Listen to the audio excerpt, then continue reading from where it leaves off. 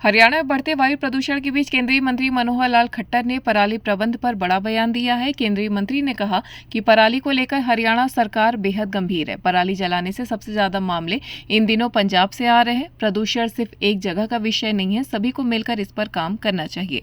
दरअसल केंद्रीय मंत्री मनोहर लाल खट्टर जिला सचिवालय में जिला विकास समन्वय एवं निगरानी समिति की बैठक में शामिल हुए। इस दौरान केंद्रीय मंत्री ने हरियाणा में बढ़ते प्रदूषण पर कहा कि बढ़ता प्रदूषण एक गंभीर समस्या है, जिसको लेकर सभी को विभाग को मिलकर काम करना चाहिए। इसको लेकर सुप्रीम कोर्ट भी सख्त हुआ है। ग्रेप 4 को लागू कर दिया गया है। जब तक सुप्रीम कोर्ट की संतुष्टि नहीं होगी तब तक उसे हटाया नहीं जाएगा। हरियाणा सरकार ने पराली प्रबंध को लेकर सराहनीय काम किया है।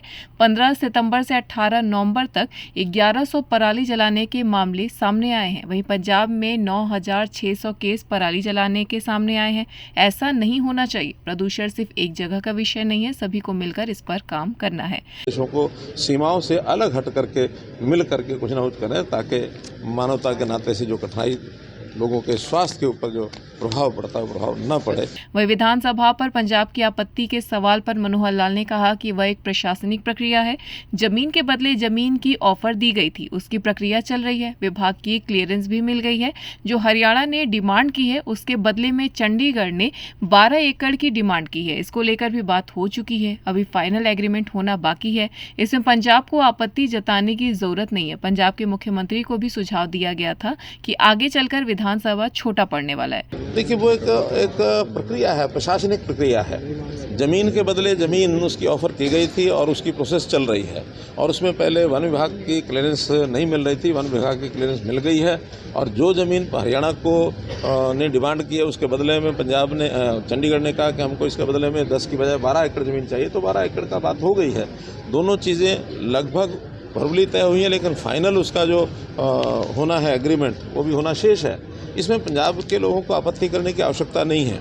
मेरा स्वयं सुझाव मैंने दिया था मान साहब को भी, जैसे आगे जा करके विधानसभा हमारी छुट्टी पड़ने वाली है। इस विधानसभा में आज 90 की संख्या है और डीलिमिटेशन के बाद ऐसा संभावना बताई जा रही है कि 126 संख्या हो जाएगी। वहाँ तो 90 लोग ही बड़ी मुश्किल से बैठ पाते हैं। पंजाब को भी अगर लगता है कि उनको भी कोई भवन विधानसभा आदि नहीं बनानी है, उनको भी ऐसा कोई ज़मीन चाहिए, तो चंडीगढ़ में ज़मीन बहुत है, बदले में वो साथ में लगता है उनका मोहाली है अथवा अन्य एरिया है, उसमें बदले में वो दे सकते हैं। तो कोई प्रोसेस करते हैं, ये एक म्यूचुअल एग्रीमेंट के नाते से है। कोई फ्री में ज़मीन नहीं ली जा रही और ना ही कोई ज़मीन का ऐसा विषय है कि चंडीगढ़ एडमिनिस्ट्रेशन के साथ कर नहीं सकता।